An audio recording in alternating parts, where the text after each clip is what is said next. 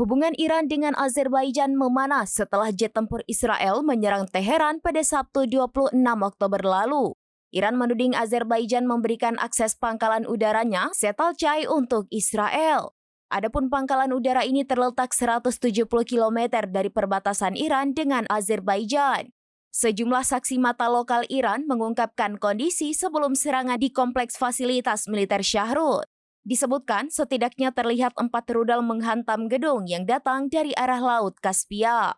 Terkait hal itu, Azerbaijan kini menjadi masalah baru bagi keamanan Iran. Pasalnya, Israel kerap menyebabkan permusuhan antar negara tetangga di Timur Tengah.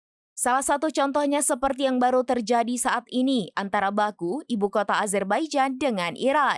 Bahkan saksi lokal Iran tersebut mengungkap Azerbaijan telah menyerahkan sepenuhnya pangkalan udara mereka kepada Israel.